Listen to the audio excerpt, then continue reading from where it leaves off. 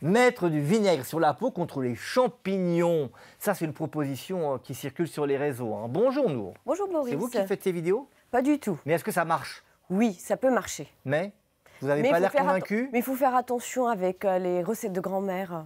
Il faut qu'on démêle le vrai du faux. Du vinaigre sur la peau contre les champignons. On va voir ça ensemble.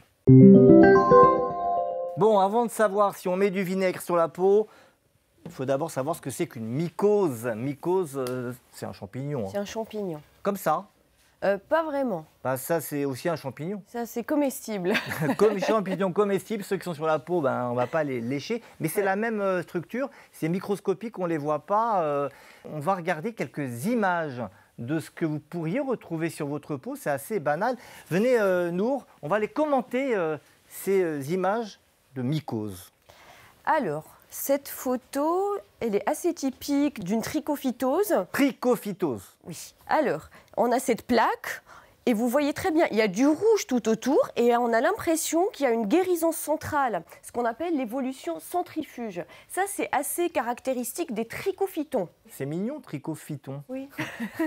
Ensuite, c'est plus rouge ici. Ici, vous voyez, je pense que ça, c'est la couleur normale de la peau. Et ça, c'est des multiples macules, c'est des plaques planes qui sont un peu hypopigmentées. Ça veut dire que c'est moins pigmenté que la peau. Moins pigmenté que la peau normale. Et ça, c'est très fréquent, surtout chez les enfants, ce qu'on appelle le pityriasis versicolore. Et ces petites boules ici, ça a un rapport? Ça n'a rien à voir, ça, c'est autre chose. On peut avoir plusieurs choses sur la peau. Ouais, bah bon. Oui. Et alors ça, je ne sais pas à quoi ça ressemble. Je pense que ça, c'est un intertrigo. Un peu. Oui, ça, c'est un intertrigo, donc c'est une atteinte du pli. Et je pense que ça, c'est un pli inter-orteil. Et ça, c'est très fréquent d'avoir des mycoses entre les orteils. Pourquoi? Pourquoi? Surtout avec l'humidité. C'est pas une question d'hygiène, mais le fait d'avoir un milieu humide. Par exemple, on prend notre douche, on remet rapidement les chaussettes, sont bien séchées. Ou les gens qui font beaucoup de piscine, avec l'humidité, on favorise. C'est un milieu favorable pour le développement des mycoses. Alors, quand on a ce type de problème au niveau de la peau, la question du vinaigre, on va y venir dans un instant. Mais quel est le traitement habituel? Qu'est-ce que vous proposez? Alors, selon la localisation, les traitements diffèrent. On peut partir des traitements topiques, que ce soit des crèmes, des shampoings. Topique, ça veut dire que ça se met sur la peau. Ça peut être des crèmes, comme ça peut être des shampoings. Aussi pour les ongles, ça peut être des vernis à ongles, ce qu'on appelle nous des solutions filmogènes. Et ça peut aller à des comprimés. Donc ça, ce sont les traitements antifongiques, anti-champignons. Soit on les met sur la peau, hein, voilà. Soit par la bouche quand c'est...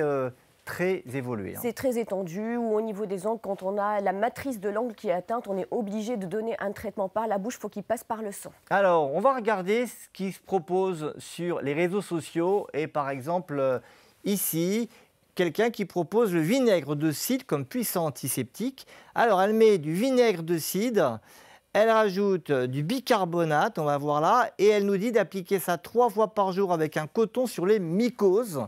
On laisse tremper les pieds ou les mains dans cette potion. Ça, avant de vous demander si vous recommandez, ça marche ou pas? Vous nous disiez que ça marche, le vinaigre. Oui, effectivement. Le vinaigre, il a une propriété avec son pH qui est acide.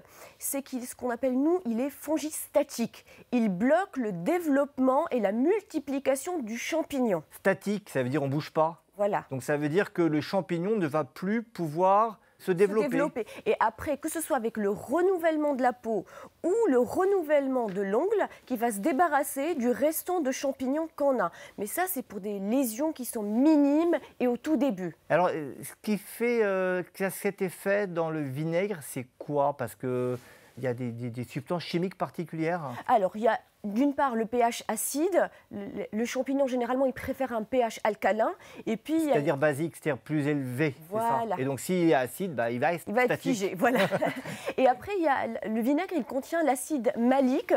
L'acide malique, il y a aussi des propriétés fongistatiques, bactériostatiques. C'est l'acide acétique, non? Il y a l'acide malique aussi. Ah, l'acide malique aussi, bon, bah voilà, on apprend. Parce que j'avais l'idée que c'était acide acétique. Et donc, ces molécules-là, elles vont bloquer le champignon également. Son développement.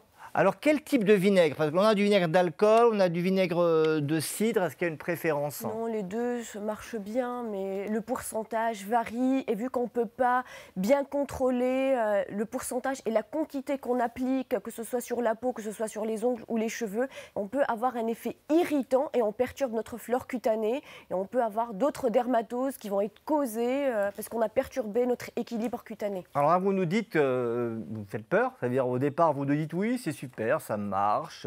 Et puis là, vous nous dites attention, ça peut être irritant. En clair, vous ne le proposez pas? Non, pas du tout. Parce qu'il y a une explication scientifique comment ça marche, mais vu que ça c'est du vinaigre pour soit pour le ménage, soit pour la cuisine, ce n'est pas adapté. Alors que les produits qu'on vend à la pharmacie, c'est bien dosé, c'est bien contrôlé. Donc là, je ne peux pas recommander. Une petite idée que beaucoup de personnes ne connaissent pas, petite notion, c'est que dans le vinaigre d'alcool, en fait, il n'y a pas d'alcool. L'alcool, en fait, il a été transformé en acide acétique, c'est ça, hein? C'est ça. Donc, vous ne recommandez a priori pas cela. Si vous l'utilisez surtout, ça ne se met pas sur la peau directement, ça se dilue. Mais encore une fois, vous craignez qu'il y ait un mésusage et que ça provoque finalement plus de complications que de bienfaits. Alors, si on n'a pas l'occasion de voir son médecin ou qu'on veut des choses plus naturelles, est-ce que contre les champignons, il y a des solutions et qui sont sûres, sans risque? Alors, moi, ce que je recommande, c'est les moyens de prévention pour ne pas avoir des champignons. Juste avant les moyens de prévention, si j'ai un champignon, si sur ma peau j'ai ce type de... Parce que franchement, c'est un peu gênant, ça gratte, et puis ça peut être dangereux, ça peut surinfecter. Hein, on ne l'a pas dit tout à l'heure, mais les lésions entre les orteils, ça peut surinfecter. Donc si on a cela, il n'y a pas d'autre solution naturelle. Non, sur la peau, pas vraiment. Sur l'ongle, si c'est le tout début, on a une atteinte distale de l'ongle, donc l'extrémité au niveau de l'ongle, le fait de couper l'ongle qui est malade, parce que le champignon, c'est quoi son festin? C'est la kératine de l'ongle, c'est ça son festin. Comme les kératines de la peau, kératine de l'ongle. L'ongle, c'est facile. Si on a un ongle atteint, on peut le couper.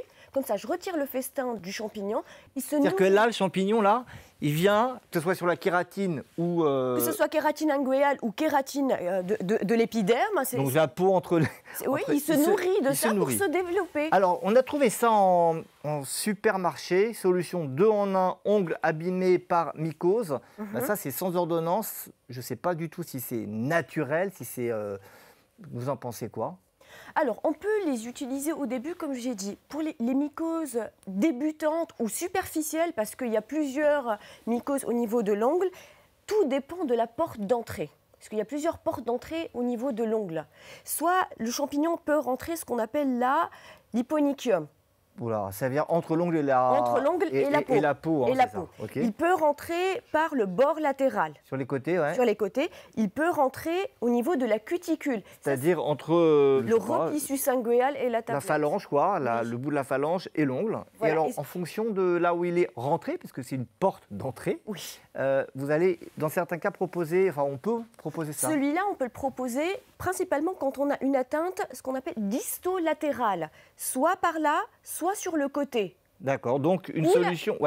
Ou la mycose superficielle, quand ça rentre par la tablette inguéale. Bon, mais ça, c'est au début. Hein. Ça, vous me disiez, début, si c'est évolué, il faut un traitement médical qui est proposé par un médecin. Parlons de la prévention. Maintenant, vous nous disiez que le mieux, c'est d'éviter ça. Quels sont les moyens, vos conseils pour éviter les mycoses? Alors juste, je vous coupe, parce que sur les mycoses vaginales, on a plusieurs émissions qui ont été réalisées avec Iman Benbarek, qui est gynécologue du collège de Pums, donc on n'en parle pas aujourd'hui, et on parle plutôt de la peau et des ongles. Comment les éviter? Alors, pour les ongles, éviter l'humidité avant de remettre... Mais quand il pleut? Faut mettre des chaussures adaptées pour ne pas avoir les pieds mouillés. Une fois occasionnel, ça n'entraîne rien du tout.